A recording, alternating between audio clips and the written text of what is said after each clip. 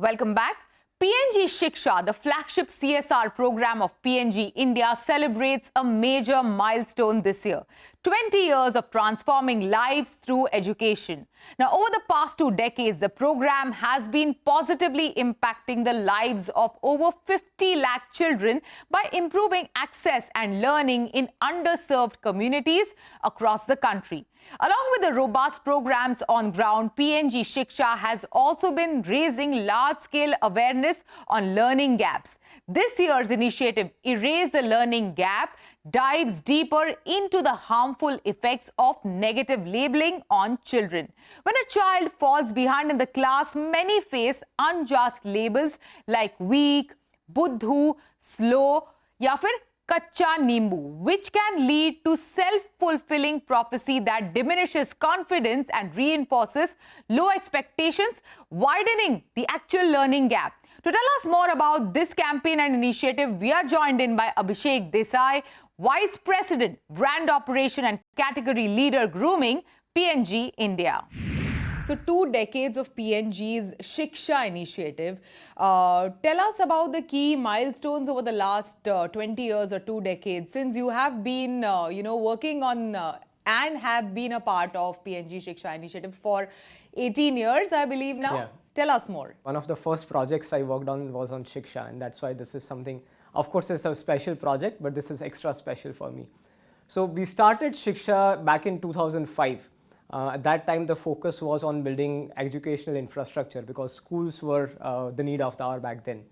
And then over a period of time, as the infrastructure has caught up, we have also evolved to the needs that are there for the day, which is where we are focusing on fixing learning gaps, right? And you would have seen the recent campaigns. That's been our recent focus on fixing and remedying and erasing learning gaps. Over the past, 2 decades, how have you picked up some of these learning gaps? Where have these insights come from? And, how did you, ensure that, okay, this is what I want to speak, about in this iteration of P&G Shiksha initiative? That's a great question. So we have been working with a lot of our NGO partners. We are in constant touch with parents, guardians, children, some of the experts and volunteers who have been helping us on the ground. And that is where we get the real issues that are there on the ground. So this is one of those campaigns where we have two-pronged approach. One is where we create a mass-scale awareness of the issues, and second is where we work on the ground. So it works both ways. While we build awareness, people become much more aware of it, and they take the right corrective actions. And because we are working on the ground, we know what are the key areas we need to focus on. And that's why there has been evolution on the focus area. First starting from infrastructure and building schools, which were the early days, which was all about building schools, to now where we are working on learning gaps. I'll give you one example. So when we are working on this year's campaign and this entire insight of getting labeled came up, we started talking to various people and we realized that this was an ubiquitous problem. In fact, these terms like Kacha Nimbu, Buddhu, all these terms exist in almost every language. The fact that they exist in every language shows that this issue is prevalent everywhere.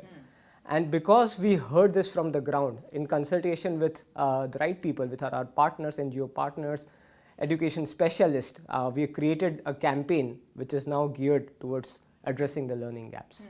And you have taken Shiksha initiative to some of the remotest corners of India as well, through many, patches in, tribal and rural India as well.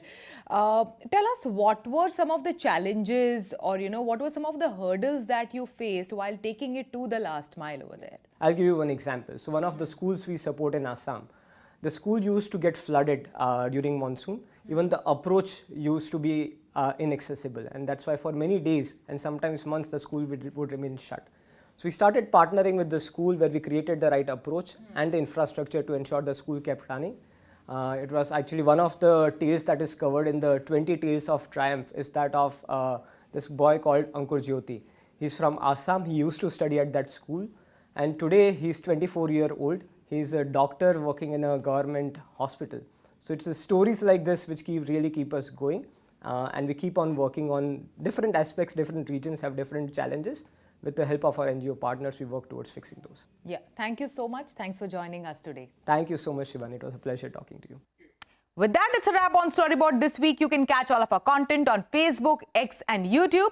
Thanks for watching. We will be back same time next week. See you soon.